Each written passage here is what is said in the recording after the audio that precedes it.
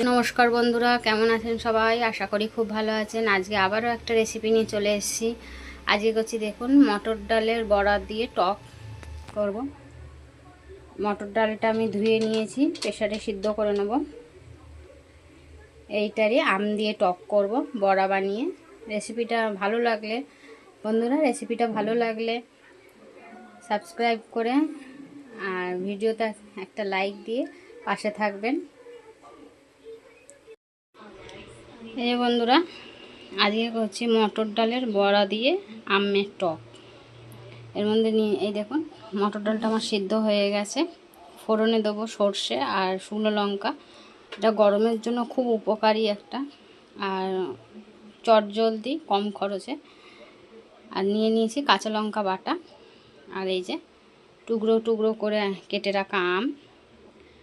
আর নিয়ে নিচ্ছি দেখুন বেসন, চালগুঁড়ি, হলুদ আর পরিমাণ মতো নুন।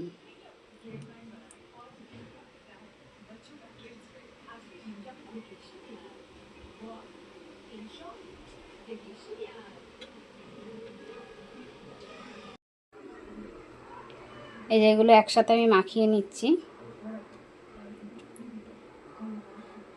ডালটা, কাঁচা লঙ্কা আর চালগুঁড়ি, হলুদগুলো একসাথে মাখিয়ে নিচ্ছি।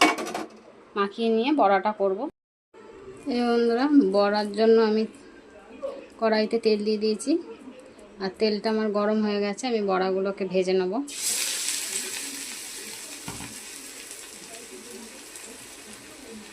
ছোট ছোট করে বড়াগুলো করব।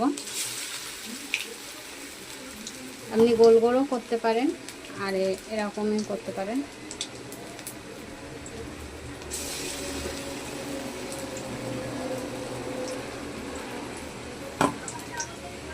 এরকমভাবে গোল গোলও করা যায়, আর এরকমও করে নিচ্ছি। আমি এরকম করে নিচ্ছি, গোল গোলও করা যেতে পারে।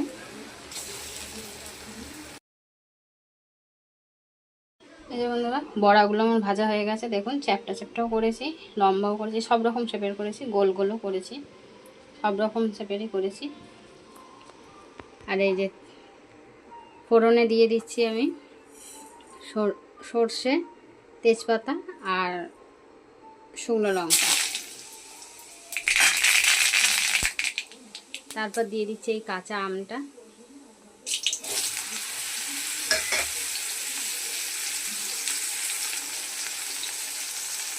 আর কিচ্ছু লাগবে না। এবার আমি জল দিয়ে দেবো।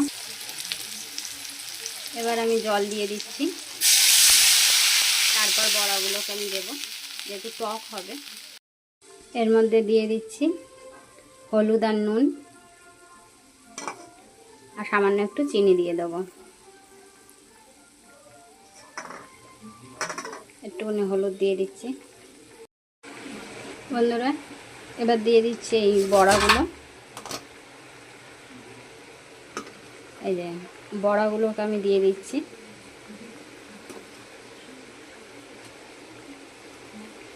এই যে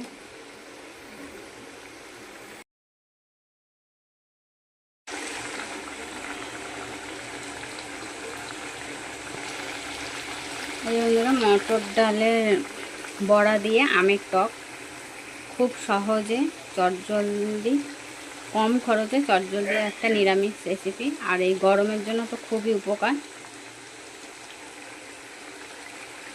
হয়ে গেছে, আমি নামিয়ে নিচ্ছি।